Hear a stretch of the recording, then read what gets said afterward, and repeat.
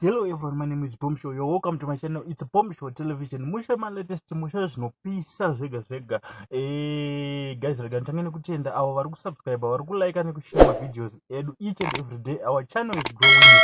Ndisikade kupedza nguva. Let's get into today's story. Ndisingakanganwe vandai advertisera zvekuti vanopa chikafu kuma construction companies, parties vari kupa kutenda. Guys, kana une business rako futi raukuda kuti riitwe mudziginyira wekuita sei wekuti advertiswe panapa, number ndichaisa mu description of this video.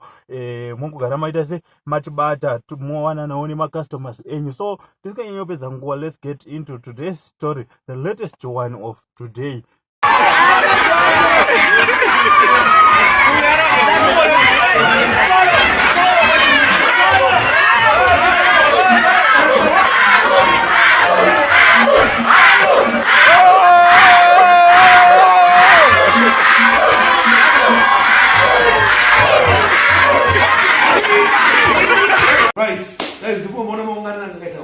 So pane munzvimbo yakati St. Mary's kuchitungwiza, then polisi saumana pakaburitsa zvinhu zvavo zvavakaburitsa makamera polisi yakabveta no makutora chichichichichichi ndomari kwakaitwa wanhu saka akabatwa handinaizaboom director. Then metimu yese yakada kuda kubvunza kuti wagwani like angada kubvunza kuti chii chikuitika mhosva mukomana ndechi bosi pakapatirwa foni matonga chifoni yechikomana adatira kunzwisisa nyaya chaichaichaio. Then polisi ndo yakabva vasunga vese vari 2. Vanhu vatakutera vandida tidaidzira zvavaida dhimba naizaboom chichichichichi. Then pane vhidho ndakuratidza futi vazi vakasvika papolisi nova iro hoyo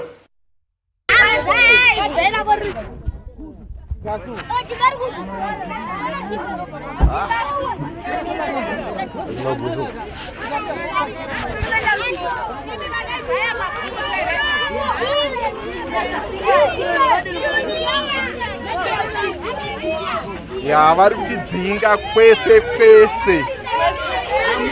vari kungotidzinga. tinoda kungoti mukoma Naiza namukoma Dhimba vabude mukati, but vari kutidzinga.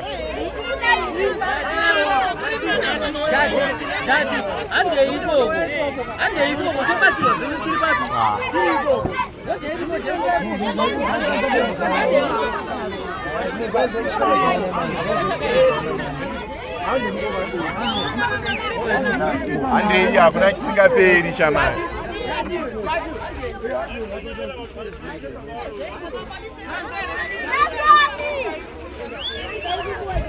Ya vari kungoti taita rafu mweya,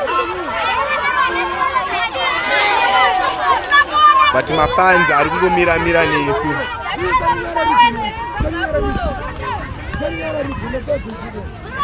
Mapanzi ari kungomira nesu.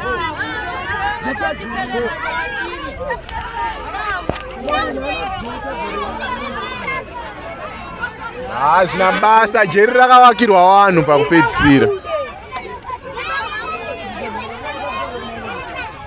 Asida kutakurwa nemaoko kana.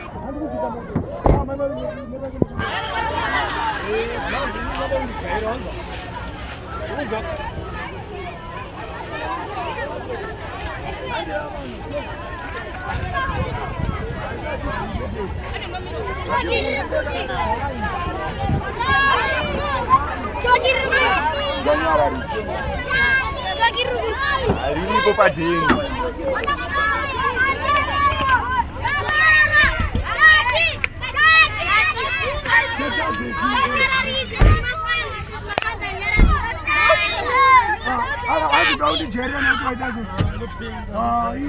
Zimbabwe watuka munhu watadzi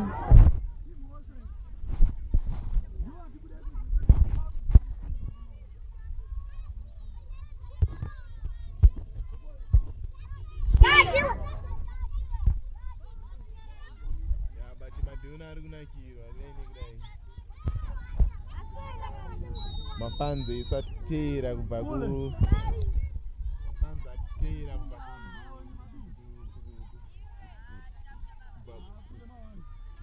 tori pasiyei izvezvizvi tandiri pamanyama.